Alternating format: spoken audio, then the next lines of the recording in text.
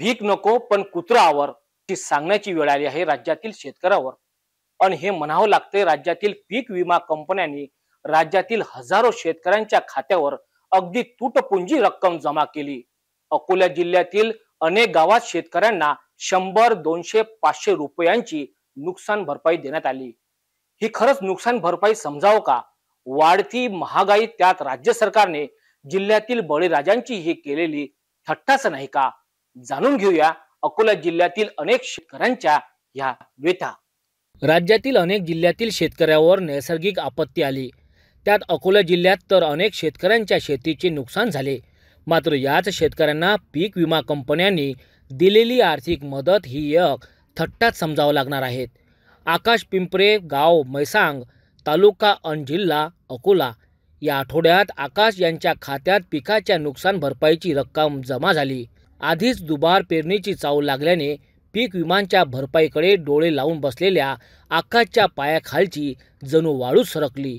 कारण त्याच्या हाती आले फक्त 189 रुपये. त्याला 20,000 रुपयापर्यंत भरपाई मिळण्याची अपेक्षा होती. यावर्षी फेब्रुवारीत झालेल्या अवकाळी अन गारपिटीनं त्याच्या रब्बीतील हरभरा पिकांचं पार म्हातार झालंय. त्याला आस होती पीक विमाच्या भरपाईतून फाटलेल्या संसाराला थिगळ लागण्याची. माझा प्रॉब्लेम सर, 2 एकरात माझा 4 कट्टे हरभरे झाले आणि मला विमा भेटला 189 रुपये. मला अपेक्षा होती 30,000 रुपयाची पावतीनुसार, ती मला मिळाली नाही. असे शेतकरी आहेत 150-200. आता दुबार पेरणीची वेळ आलेली आहे, पावसाने दांडी मारलेली आहे. पुन्हा पेरायला आम्हाला पैसे नाहीत. आता आम्ही काय करायचं? 189 रुपयात काय मिळेल ना? आता तोच विचार पडला आम्हाला, कसा संसार चालवायचा आता 189 रुपयात. आणि हे विमा कंपनीवाले आम्हाला असे आमचा हे करत आहेत, थट्टा करत आहे आमची. यावरून आता राजकीय वातावरण तापायला सुरुवात झालंय. काल स्वाभिमानी शेतकरी संघटनेनं जिल्ह्यातील पीडित शेतकऱ्यांना सोबत घेऊन अकोल्याच्या कृषी अधीक्षक कार्यालयामध्ये ठिय्याच मांडला. पीक विमा कंपन्यांकडून शेतकऱ्यावर अन्याय झाल्याची अप्रत्यक्ष कबुली कृषी विभागाने दिली.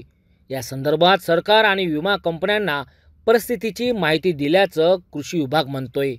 खरीप हंगामाच्या बाबतीमध्ये मिड सीझनचे जे काही पैसे होते ते पूर्ण शेतकऱ्यांच्या अकाउंटवर जमा झालेले. जे लोकलाईजचे पैसे होते, जे काही पेंडिंग होते, जवळजवळ अकोला जिल्ह्याकरता 58 कोटी आपल्याला येणार होते. त्यापैकी 51 कोटी आज जवळपास आपल्याकडे वाटप झालेले आहे. राहिलेले 7 कोटी वाढवले पोर्टलवर चढवलेले आहेत, ते त्या 8 दिवसांमध्ये शेतकऱ्यांना मिळणार आहे. रब्बीच्या बाबतीमध्ये शासनाकडनं थोडे उशिरा पैसे आले, परंतु तेही जवळजवळ आपल्याला 22 कोटी आहे, ते सुद्धा शेतकऱ्यांच्या खात्यामध्ये जमा व्हायला लागलेले नाही. जे काही पैसे मिळत आहेत त्याच्या बाबतीमध्ये काही गाईडलाईनचा विषय आहे, त्याच्यामध्ये आम्ही शासनाकडे पाठपुरावा करतोय.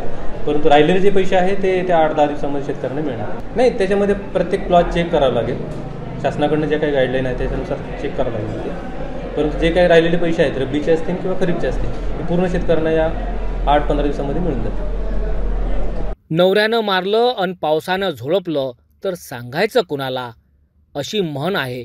अगदी तसंच अस्मानानं मारलं, सुलतानानं झोडलं अन पीक विमा कंपन्यांनी ओरबाडलं तर सांगायचं कुणाला. सरकार या पीक विमा कंपन्यांच्या कारभाराला चाप लावणार का, हाच प्रश्न आता निर्माण होतोय. शेतकऱ्यांना तुटपुंजी मदत शासन नेहमी देते.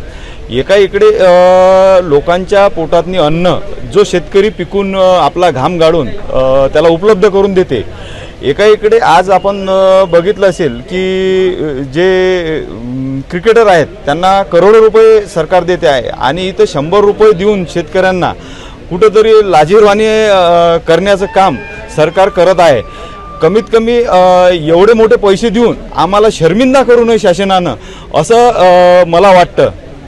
पुढं काय दिशा असेल जर पैसा जर सरकारनं तुम्हाला दिला नाही, विमा कंपन्यांनी दिला नाही, तर तुमची पुढची भूमिका काय असेल? विमा कंपन्यानं एक प्रकारे सरकारनं विमा कंपनीच्या आळून शेतकऱ्यांना आमच्या नावावर लुटण्याचं काम चालू केलेलं आहे.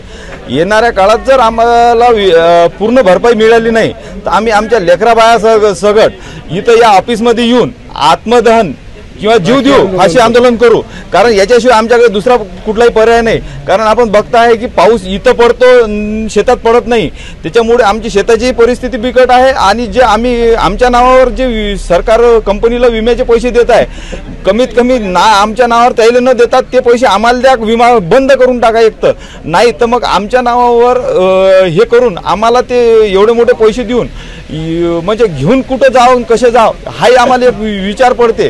ते कारण घरी गेलो तर लेकरू म्हणते आमचं की बाबा आज काय आणला खाऊ, त्या पोराला हा विचार पडते की बाबा काय सांगावं, कारण शासनानं आपल्याला आपल्या घामाचे पैसे एवढे मोठे दिलेले आहेत की तो खाऊ त्या दुकानदारांनी मिळत नव्हता.